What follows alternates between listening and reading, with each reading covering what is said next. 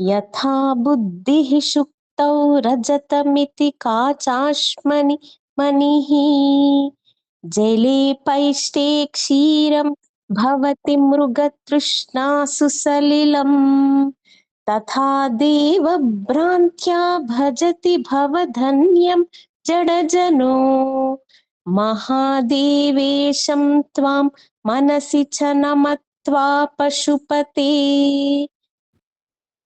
యథామితి కాచాశ్మని మణిః జలే పైష్టే క్షీరం భవతి మృగతృష్ణాసు సలిలం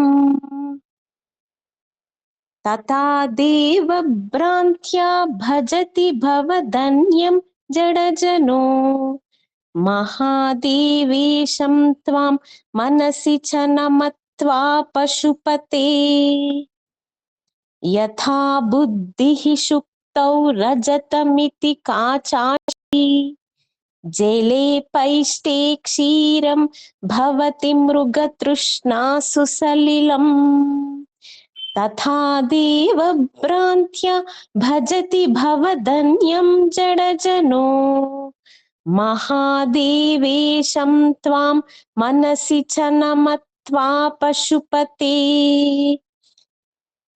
యథా బుద్ధిః షుక్తౌ రజతమితి కాచాశ్మని మణిః జలే పైష్టే క్షీరం భవతి మృగతృష్ణాసు సలిలం తథా దేవ భ్రాంత్యా భజతి భవధన్యం జడజనో మహాదేవేశం త్వాం మనసి చ నమత్వా పశుపతే.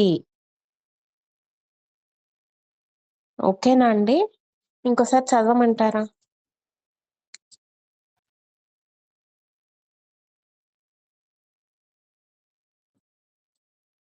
అని చెప్తున్నా. దేవ భ్రమమతిః అంటే ఇక్కడ అజ్ఞానులైన వారు దేవతల విషయంలో కూడా భ్రమకు లోనవుతారంటండి. అంటే ఇతర దేవతలే స్వతంత్రంగా శక్తినిస్తారు, వారే అన్ని సమస్యలకు పరిష్కారం అని భావించడం అన్నమాట. భగవంతుని నుండి వేరుగా దేవతలను చూడటం. శివుడే సమస్తాన్ అన్నమాట.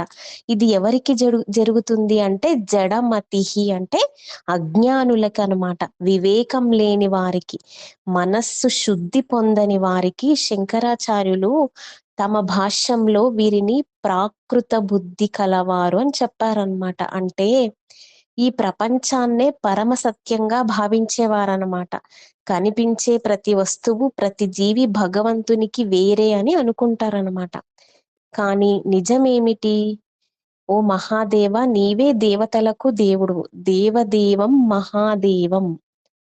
నీవే పశుపతి, సమస్తం పశువులమే. ఎందుకంటే కర్మలకు బద్ధులమై ఉన్నాం, కాలానికి బద్ధులమై ఉన్నామన్నమాట, మాయకు బద్ధులమై ఉన్నాం. అసత్యమైన భావనలు, తప్పుడు బుద్ధి, తప్పుడు ఆలోచనలతో జీవిస్తున్నాం. సత్యాన్ని తెలుసుకోవాలనే ప్రయత్నం కూడా చెయ్యము. ఈ రోజుల్లో కూడా చూడండి, ఇక్కడ చూసిన అసత్య వార్తలు, ప్రతికూల విషయాలు, ముఖ్యంగా సామాజిక మాధ్యమాల్లో అవే ఎక్కువగా ప్రజలను ఆకర్షిస్తాయండి. మళ్ళీ మళ్ళీ వాటినే చూస్తూ ఉంటారనమాట. ఇదే మాయ అన్నమాట. వేదాంతం చెప్తోంది ఈ ప్రపంచం మిథ్య, బ్రహ్మయే సత్యం, భగవంతుడే పరమ సత్యం. ఆయనను కృష్ణుడిగా పూజించిన, రాముడిగా పూజించిన, దుర్గామాతగా, పార్వతీమాతగా, గణపతిగా, సుబ్రహ్మణ్య స్వామిగా లేదా సూర్యనారాయణుడిగా ఆరాధించిన పరమ సత్యం ఒకటేనండి, మిగతావన్నీ మిథ్య అని. ఈ మాయలోనే కాలాన్ని గడపడం దేవభ్రమ అన్నమాట. దీనిని శంకరాచార్యులు 3 ప్రసిద్ధ ఉదాహరణలు ఇస్తున్నారండి ఈ శ్లోకంలో. శుక్తౌ రజతమితి, ముత్యపు చిప్పను చూసి వెండిగా భావించడం అన్నమాట. ఇది వేదాంతంలో అత్యంత ప్రసిద్ధ ఉదాహరణ. అక్కడ నిజంగా వెండి లేదు, కానీ వెండి ఉందని భ్రమపడతారు.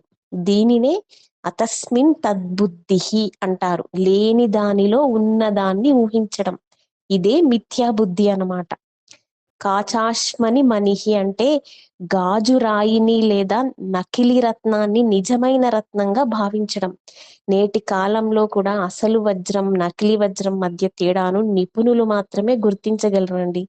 అలాగే ఈ జగత్తులో కూడా వివేకం ఉన్నవారే ప్రతి రూపంలో శివుడిని దర్శించగలరు. ఆ జ్ఞానాన్ని పొందవచ్చు. జలే జలేపిష్టే క్షీరం అంటే పిండిని నీటిలో కలిపితే అది పాలలాగా కనిపిస్తుంది. దానిని నిజమైన పాలుగా భావించడం కూడా భ్రమే అన్నమాట. ఉదాహరణకు ఉపమన్యుడు అనే మహాభక్తుని కథ ప్రసిద్ధండి దీనికి. ఉన్నప్పుడు అతని తల్లిపాలు ఇవ్వలేకపోయిందనమాట తల్లి అతనికి. బియ్యపు పిండిని నీటిలో కలిపి ఇదే పాలు అని ఇచ్చేదనమాట. ఉపమన్యుడు మొదట దానినే నిజమైన పాలు అని నమ్మాడు. తర్వాత నిజం తెలుసుకున్నాడన్నమాట. ఆ అనుభవం ద్వారా ప్రపంచాన్ని విచారించి ఏది సత్యం, ఏది మిథ్య అనే వివేకాన్ని చివరకు పరమ సత్యాన్ని గ్రహించి మహాభక్తుడయ్యాడనమాట ఆయన. ఈ ప్రపంచం యొక్క నిజ స్వరూపాన్ని తెలియకపోవడమే మిథ్యాభ్రాంతి అన్నమాట. ఉపమన్యు కథలో పాలకు బదులుగా పిండి కలిపిన నీటినే పాలు అని భావించాడు. అది అజ్ఞానం వల్ల వచ్చిన భ్రాంతి. అలాగే మృగతృష్ణలో దూరంగా నీరు ఉన్నట్లు కనిపిస్తుంది అన్నమాట. కానీ నిజానికి అక్కడ నీరు ఉండదు, అది కేవలం కనిపించే భ్రమ. మహాభారతంలో దుర్యోధనుడు మాయాసభలో నీరు ఉన్న చోట నేలగా, నేల ఉన్న చోట నీరుగా భావించి మోసపోయాడు కదండి. ఇది మిథ్యా దృష్టికి ఉదాహరణ అన్నమాట. అదే విధంగా ఓ పశుపతి, ఓ మహాదేవ, అజ్ఞానం కలిగిన వారు నిన్ను యథార్థ స్వరూపంలో చూడలేరు, తమ భ్రమల ప్రకారమే చూస్తారు. దీనినే మిథ్యా భూతి లేదా మిథ్యా దృష్టి అంటారు. ఈ జడ బుద్ధిని మార్చుకోవాలి. మన బుద్ధి, మనస్సు, దృష్టి శుద్ధి చెందాలి. అది ఎలా సాధ్యమవుతుందండి?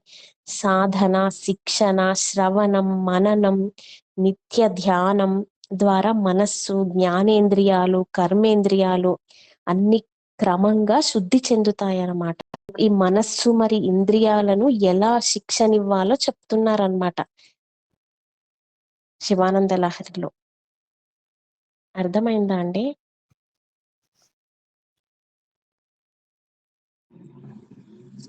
మామూలుగా చూడండి, శ్లోకానికి అర్థం తెలుసుకునే ముందు మరియు తెలుసుకున్న తర్వాత చాలా తేడా ఉంటుందండి.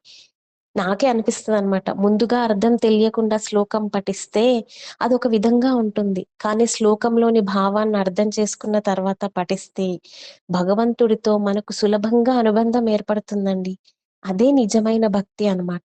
ఇక్కడ భగవాన్ శివుడు అంటే ఆయనతో పాటు అమ్మవారు కూడా ఉన్నారని భావించాలి. అందుకే అమ్మ, అయ్య ఇద్దరు కలిసి ఉన్నట్లే. తెలుగులో మనం మామూలుగా అంటుంటాం కదండి సంతోషంగా, అమ్మయ్య అని అంటాం కదా. పని పూర్తయిపోయినప్పుడు లేదా ఉపశమనం కలిగినప్పుడు అమ్మయ్య అని అంటాం. అలాగే భగవంతుణ్ణి స్మరిస్తూ మనసుకు ప్రశాంతత కలుగుతుందన్నమాట మనకి. అర్థమైందా అండి భావము?